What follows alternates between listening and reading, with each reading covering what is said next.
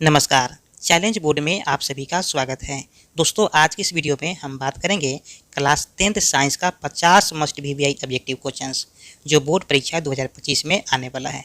मैं आपको साइंस का 400 ऑब्जेक्टिव क्वेश्चंस देने वाला हूं, जो प्रत्येक वीडियो में 50-50 ऑब्जेक्टिव क्वेश्चंस होगा।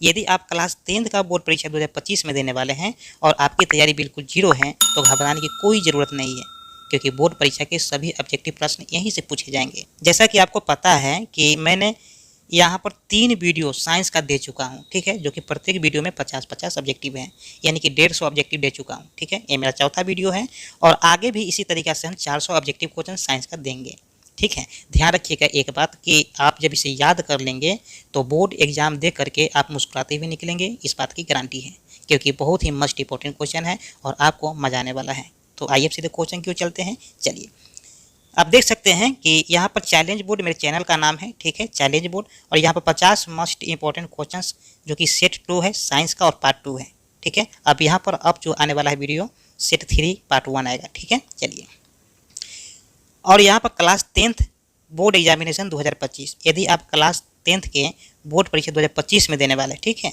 तो ये वीडियो आपके लिए बहुत ही कारगर साबित होने वाला है।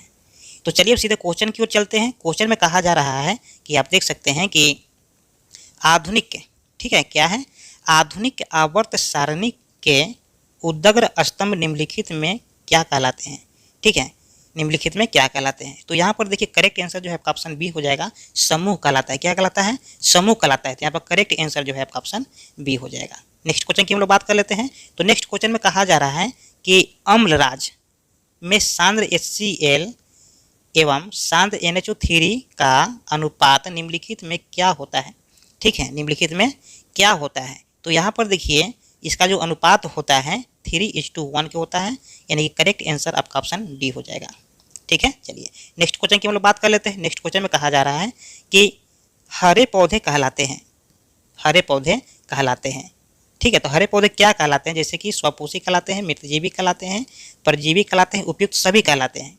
तो देखिए हरा पौधा हमेशा जो है ना स्वपोषी कहलाता है। क्या कहलाता है? स्वपोषी कहलाता है। तो करेक्ट आंसर जो है आपका ऑप्शन ए हो जाएगा, ठीक है। क्या हो जाएगा? ऑप्शन ए हो जाएगा। चलिए नेक्स्ट क्वेश्चन की हम लोग बात कर लेते हैं। तो नेक्स्ट क्वेश्चन में कहा जा रहा है छोटी आंत में पाए जाने वाले रसांकुर का क्या कार्य है, ठीक है। छोटी आंत में पाए जाने वाले रसांकुर का क्या कार्य है। तो देखिए यहाँ पर जो आपका रसांकुर का जो कार्य है, ठीक है, क्या है, रसांकुर का जो कार्य है क्या है, तो यहाँ पर है अवशोषण करना, ठीक है, क्या है, अवशोषण करना। तो करेक्ट आंसर जो है आपका ऑप्शन सी हो जाएगा। देखिए ये सब बहुत ही इंपॉर्टेंट क्वेश्चन है, ठीक है, इसको आपको याद कर लेना किसी भी सूरत में, ठीक है। चलिए, और अब से हम लोग क्या करेंगे कि अब जब भी हम वीडियो बनाएंगे तो वहाँ पर आपको हम सब्जेक्टिव भी दे देंगे, ठीक है, सब्जेक्टिव भी दे देंगे। जब हम क्वेश्चन को बना रहे होंगे, ठीक है, तो उसी बीच में कहीं ना कहीं हम आपको ऑब्जेक्टिव के साथ साथ सब्जेक्टिव भी आपको हम क्वेश्चन दे देंगे, क्योंकि स्टूडेंट का डिमांड है, तो हम वहाँ पर सब्जेक्टिव भी आपको दे देंगे। 2 नंबर भी और 5 नंबर भी, 4 नंबर भी, जो भी है वो सब हमको देते रहेंगे और इंपॉर्टेंट क्वेश्चन देते रहेंगे। अगर आप उसको याद कर लेते हैं कहीं से सॉल्यूशन खोज करके, तो ये जो है आपके एग्जाम के लिए बहुत ही कारगर साबित होगा, बहुत ही इंपॉर्टेंट साबित होने वाला है भाई, ठीक है। इसलिए आप इसको याद कर लेना और आगे की जो वीडियो हम आपको देंगे सब्जेक्टिव, उसको भी याद कर लेना है। इसमें तो नहीं दे पाए हैं, लेकिन आगे में हम जरूर दे देंगे, ठीक है। चलिए, तो हम आगे की ओर क्वेश्चन बढ़ते हैं। चलिए, यहाँ पर कहा जा रहा है कि क्रेब्स चक्र की क्रिया कहाँ होती है, क्रेब्स चक्र की क्रिया कहाँ होती है, ठीक है। तो यहाँ पर जो है ना क्रेब्स चक्र की क्रिया यहाँ पर माइक्रोकॉन्ड्रिया में होती है। कहाँ होती है? माइक्रोकॉन्ड्रिया में होती है भाई। तो यहाँ पर करेक्ट आंसर जो है आपका ऑप्शन सी हो जाएगा। चलिए नेक्स्ट क्वेश्चन की हम लोग बढ़ते आगे। देखिए नेक्स्ट क्वेश्चन में कहा जा रहा है कि पादप में अनोक्सी श्वसन का अंतिम उत्पाद है, ठीक है, पादप में अनोक्सी श्वसन का अंतिम उत्पाद है, अंतिम उत्पाद है। तो यहाँ पर देखिए करेक्ट आंसर जो है आपका हो जाएगा इथाइल अल्कोहल। क्या हो जाएगा भाई? इथाइल अल्कोहल हो जाएगा। करेक्ट आंसर जो है आपका ऑप्शन सी हो जाएगा। क्या हो जाएगा? सी हो जाएगा। चलिए नेक्स्ट क्वेश्चन की हम लोग बात कर लेते हैं। तो नेक्स्ट क्वेश्चन में कहा जा रहा है कि पौधे में जल का परिवहन किसके द्वारा होता है, पौधे में, ठीक है, पौधे में जल का परिवहन किसके द्वारा होता है भाई। तो यहाँ पर देखिए पौधा में जब जल को हम देते हैं, ठीक है, तो वो जल जो है वृक्ष के सभी भाग में पहुंचता है। किसके द्वारा पहुंचता है? तो जाइलम के द्वारा पहुंचता है। किसके द्वारा पहुंचता है? जाइलम के द्वारा पहुंचता है। तो करेक्ट आंसर जो है आपका ऑप्शन ए हो जाएगा। ठीक है, क्या हो जाएगा आपका ऑप्शन ए हो जाएगा। आपको ध्यान रखना है, ये सब इंपॉर्टेंट क्वेश्चन है, ठीक है, आपको याद रखना है। तो यहाँ पर 57 का जो है आपका करेक्ट आंसर आपका ऑप्शन ए होने वाला है। चलिए नेक्स्ट क्वेश्चन की हम लोग बात कर लेते हैं। तो नेक्स्ट क्वेश्चन में कहा जा रहा है कि खुला परिवहन तंत्र किसमें पाया जाता है। खुला परिवहन तंत्र किसमें पाया जाता है, ठीक है। तो खुला परिवहन तंत्र जो है ना किसमें पाया जाता है हमको ये बताना है। तो यहाँ पर हो जाएगा बिल्ली नहीं होगा, पक्षी भी नहीं होगा, मनुष्य भी नहीं होगा, तितली में हो जाएगा। क्या हो जाएगा, तितली में हो जाएगा। तो करेक्ट आंसर जो है आपका ऑप्शन डी हो जाएगा, ठीक है। चलिए नेक्स्ट क्वेश्चन की हम लोग बात कर लेते हैं। तो देखिए नेक्स्ट क्वेश्चन में कहा जा रहा है कि इनमें से कौन पादप उत्सर्जी पदार्थ नहीं है, ठीक है। इनमें से कौन पादप उत्सर्जी पदार्थ नहीं है। तो यहाँ पर पादप उत्सर्जी पदार्थ के बारे में हमको जानना है, ठीक है। तो यहाँ पर करेक्ट आंसर जो है भाई आपका ऑप्शन डी हो जाएगा, स्टार्च, ठीक है। क्या हो जाएगा, स्टार्च हो जाएगा। करेक्ट आंसर आपका ऑप्शन डी हो जाएगा। चलिए नेक्स्ट क्वेश्चन की हम लोग बात कर लेते हैं। तो नेक्स्ट क्वेश्चन में कहा जा रहा है कि इनमें कौन एमिनो अम्ल के विखंडन से बनता है, ठीक है। इनमें कौन एमिनो अम्ल के विखंडन से बनता है। तो यहाँ पर करेक्ट आंसर जो है आपका हो जाएगा NH3। क्या हो जाएगा भाई, NH3 करेक्ट आंसर आपका ऑप्शन सी हो जाएगा, ठीक है। चलिए नेक्स्ट क्वेश्चन की हम लोग बात कर लेते हैं। तो नेक्स्ट क्वेश्चन में देखिए कहा जा रहा है किसी कुंडली का प्रतिरोध ज्ञात करने के लिए सूत्र है, ठीक है। किसी भी कुंडली का जब हम प्रतिरोध ज्ञात करते हैं तो उसको कैसे ज्ञात करते हैं, उसका क्या फॉर्मूला है हमको ये बताना है, ठीक है। तो देखिए एक होता है V बराबर IR, ठीक है, V बराबर IR होता है। तो यहाँ पर देखिए हमको तो निकालना है, क्या निकालना है, प्रतिरोध निकालना है, मतलब R निकालना है, ठीक है। क्या निकालना है, R निकालना है, मतलब रेसिस्टेंस निकालना है। तो R बराबर क्या होता है भाई, तो R बराबर हो जाएगा I/V। क्या हो जाएगा, I/V। तो करेक्ट आंसर जो है आपका ऑप्शन बी हो जाएगा। नेक्स्ट क्वेश्चन की हम लोग बात कर लेते हैं। देखिए नेक्स्ट क्वेश्चन में कहा जा रहा है कि प्रकृति में पृथ्वी पर ऊर्जा का मुख्य स्रोत है, ठीक है। प्रकृति में पृथ्वी पर ऊर्जा का मुख्य स्रोत है, ठीक है। तो यहाँ पर करेक्ट आंसर जो है आपका होने वाला है सूर्य, ठीक है। क्या होने वाला है भाई, सूर्य होने वाला है। तो करेक्ट आंसर जो है आपका ऑप्शन सी हो जाएगा, सॉरी बी हो जाएगा, सूर्य। चलिए नेक्स्ट क्वेश्चन की हम लोग बात कर लेते हैं। तो नेक्स्ट क्वेश्चन में कहा जा रहा है कि जीव द्रव्यमान ऊर्जा स्रोत का उदाहरण निम्नलिखित में कौन नहीं है, ठीक है। निम्नलिखित में कौन नहीं है। तो यहाँ पर देखिए, यहाँ पर हो जाएगा नाभिकीय ऊर्जा। क्या हो जाएगा भाई, नाभिकीय ऊर्जा हो जाएगा, ठीक ना। तो करेक्ट आंसर जो है आपका ऑप्शन सी हो जाएगा। नेक्स्ट क्वेश्चन की बात कर लें। चलिए नेक्स्ट क्वेश्चन में कहा जा रहा है कि पवन विद्युत जनित्र में पवन की चाल कम से कम होनी चाहिए, ठीक है। पवन विद्युत जनित्र में, ठीक है, पवन की चाल कम से कम कितनी होनी चाहिए। तो देखिए कम से कम जो है ना यहाँ पर 15 किलोमीटर पर घंटा की रफ्तार से होनी चाहिए, ठीक है।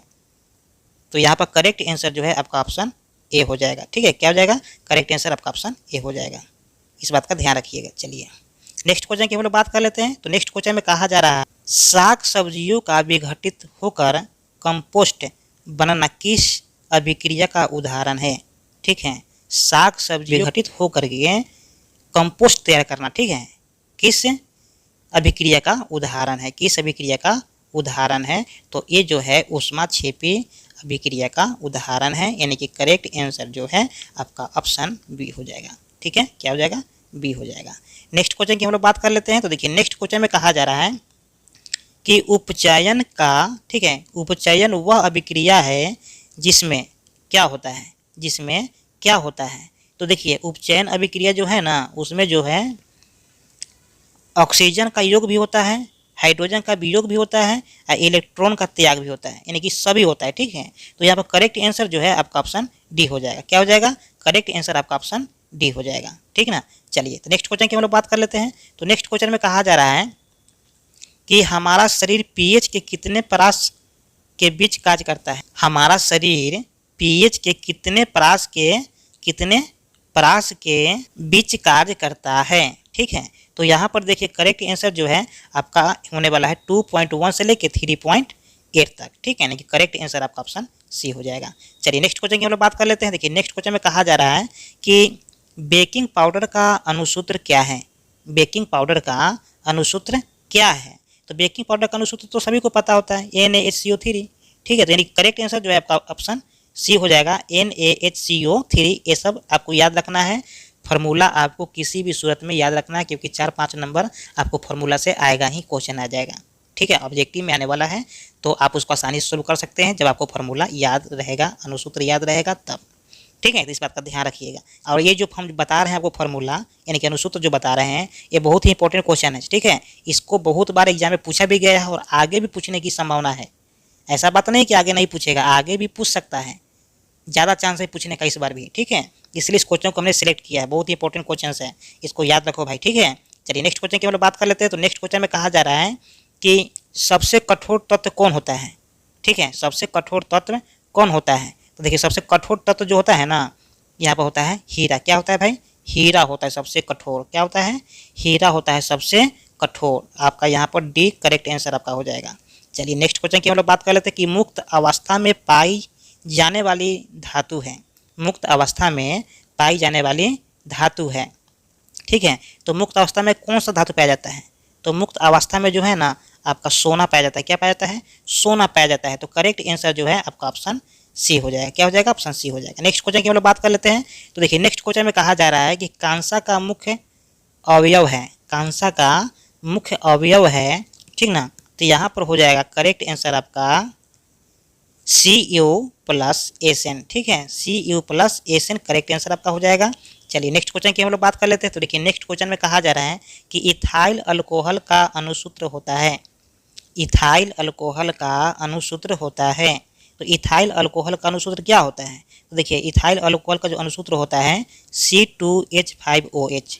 ठीक है, ये सब अल्कोहलिक ग्रुप है, इसमें अल्कोहलिक ग्रुप सभी है। ठीक है, लेकिन यहाँ पर C2H5OH हो जाएगा। ठीक है, करेक्ट आंसर आपका ऑप्शन बी हो जाएगा। चलिए, तो नेक्स्ट क्वेश्चन की हम लोग बात कर लेते हैं। तो नेक्स्ट क्वेश्चन में कहा जा रहा है कि ईथेन में कितने संयोजक आबंध हैं। ठीक है, कितने सहसंयोजक आबंध हैं। तो यहाँ पर देखिए, करेक्ट आंसर जो आपका होने वाला है, करेक्ट आंसर जो आपका होने वाला है, क्या होने वाला है। तो यहाँ पर करेक्ट आंसर आपका हो जाएगा, आबंध के बारे में पूछा जाए तो 7 हो जाएगा, यानी करेक्ट आंसर आपका ऑप्शन डी हो जाएगा। चलिए नेक्स्ट क्वेश्चन की हम लोग बात कर लेते हैं। तो नेक्स्ट क्वेश्चन में कहा जा रहा है कि अष्टक, क्या कहा जा रहा है, अष्टक सिद्धांत का प्रतिपादन किसने किया था। ठीक है, अष्टक सिद्धांत का प्रतिपादन किसने किया था।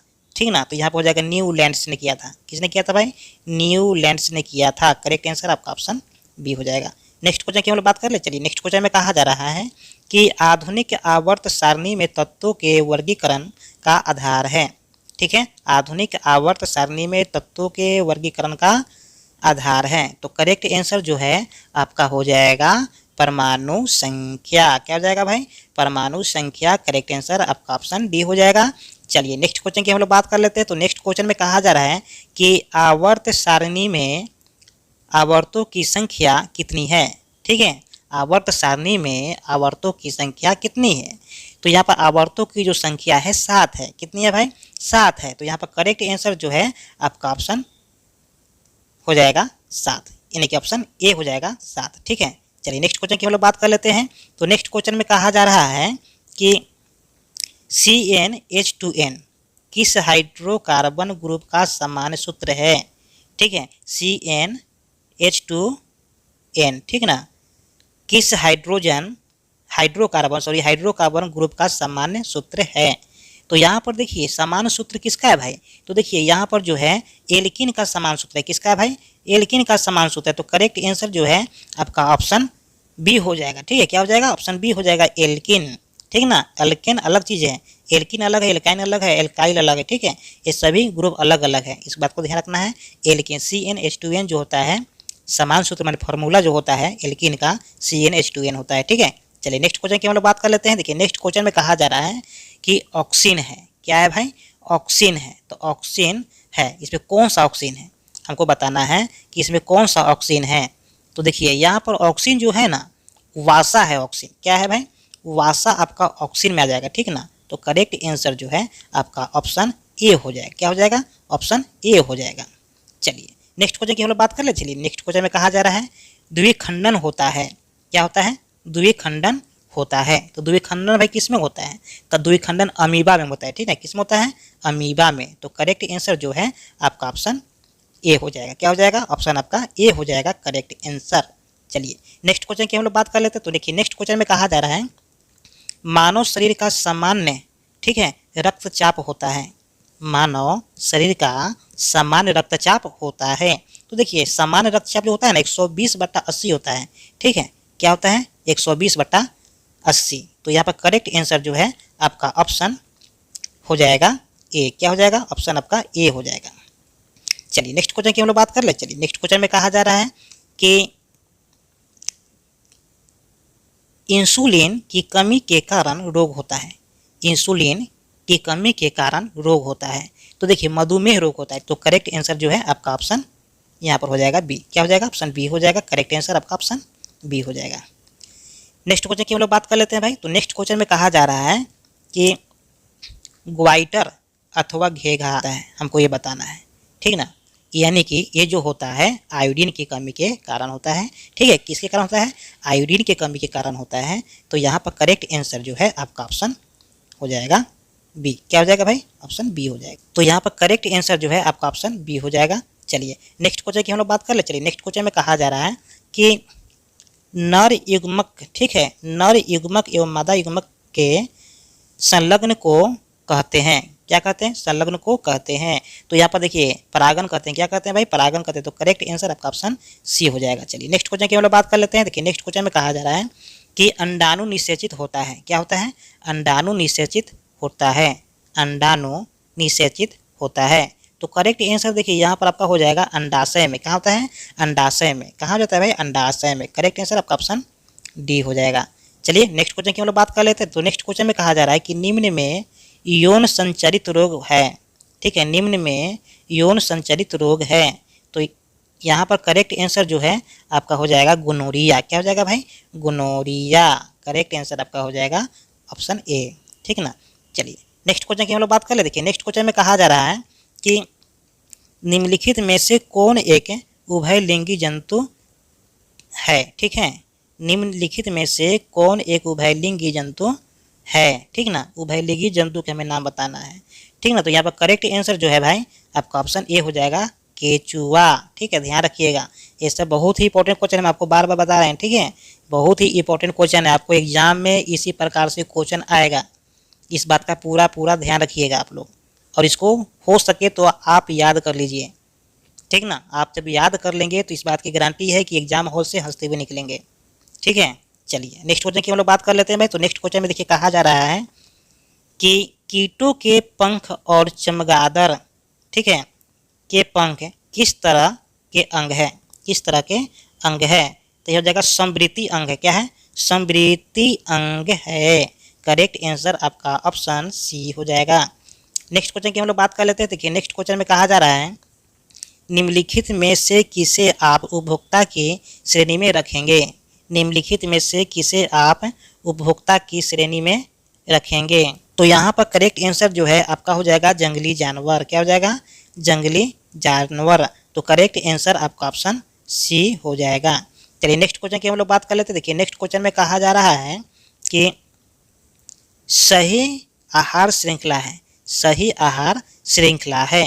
तो देखिए सही आहार श्रृंखला है तो हमको एक श्रृंखला के तौर बताना है। यहाँ पर देखिए बीच में डैश है। क्या है भाई?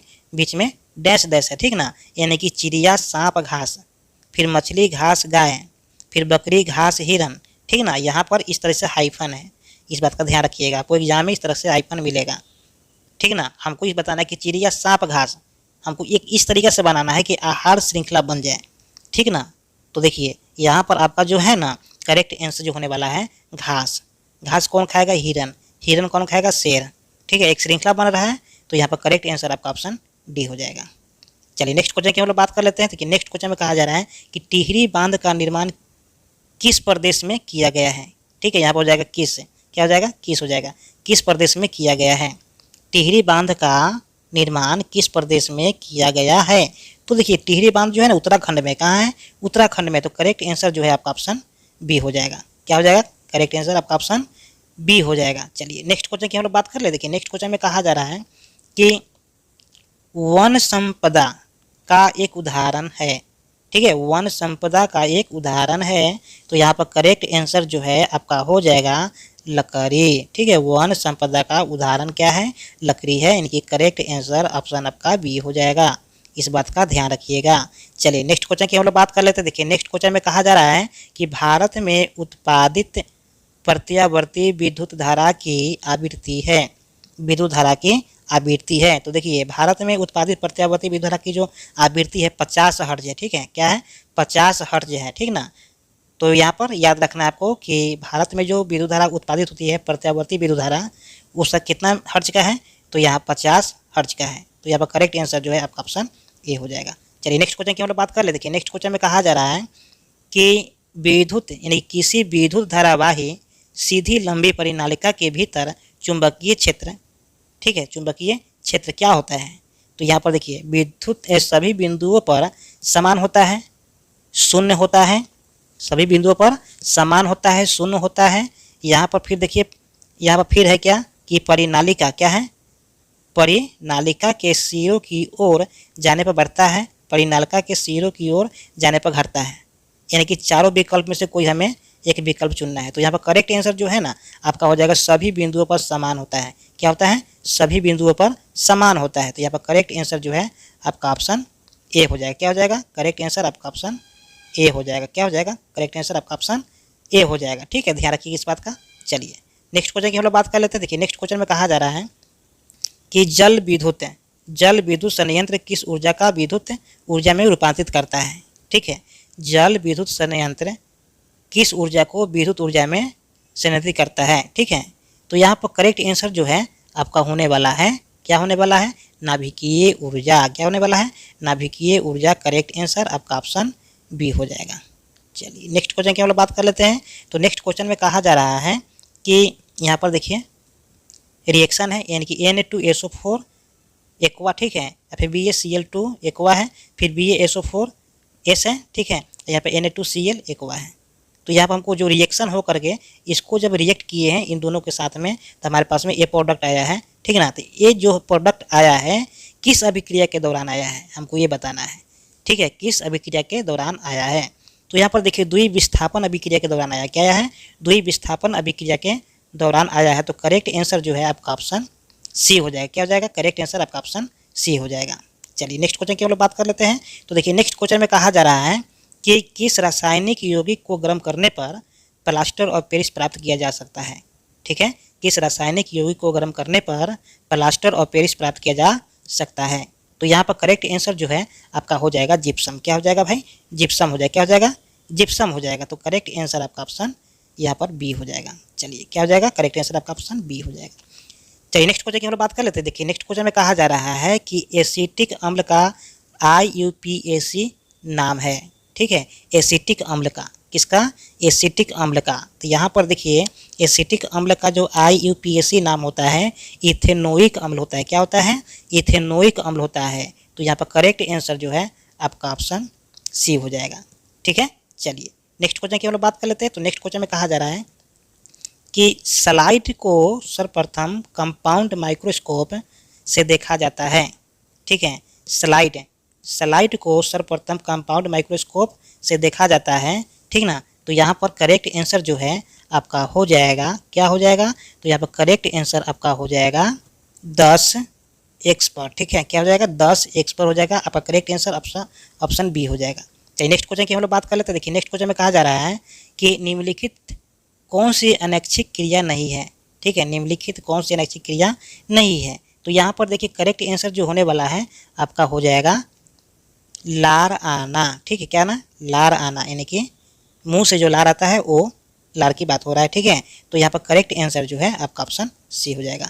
नेक्स्ट क्वेश्चन की हम लोग बात कर लेते हैं। तो नेक्स्ट क्वेश्चन में देखिए कहा जा रहा है कि यानी कि अंतिम क्वेश्चन है। तो अंतिम क्वेश्चन में कहा जा रहा है कि धारा मापने में किसका उपयोग होता है?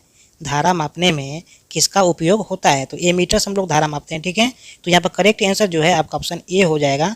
चलिए ये मेरा अंतिम क्वेश्चन था। यहाँ पर एक क्वेश्चन और आ गया है। कहा जा रहा है क्वेश्चन में कि डायनेमो में से किस प्रकार की धारा प्राप्त होती है? ठीक है, डायनेमो से किस प्रकार की धारा प्राप्त होती है? तो यहाँ पर देखिए डायनेमो से जो होता है ना, किस प्रकार की धारा प्राप्त होती है हमको ये बताना है। डायनेमो से किस प्रकार की धारा प्राप्त होती है हमको ये बताना है। तो यहाँ पर करेक्ट आंसर जो है यहाँ पर डायनेमो से दृष्टि धारा प्राप्त होता है और प्रत्यावर्ती धारा भी प्राप्त होता है, दोनों धारा प्राप्त होता है। ठीक है, तो अब करेक्ट आंसर जो है आपका ऑप्शन सी हो जाएगा।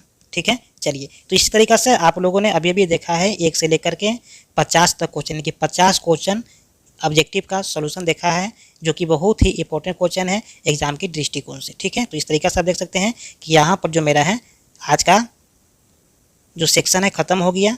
अब हम आपको एक बात बताना चाहते हैं कि अब जब भी वीडियो अपलोड होगा, ठीक है, उस वीडियो में आपको ऑब्जेक्टिव के साथ साथ क्या है, ऑब्जेक्टिव के साथ साथ आपको सब्जेक्टिव भी मिलेगा। क्या मिलेगा? ऑब्जेक्टिव के साथ साथ आपको सब्जेक्टिव भी दिया जाएगा, और सब्जेक्टिव में आपको जो है 2 मार्क्स का रहता है।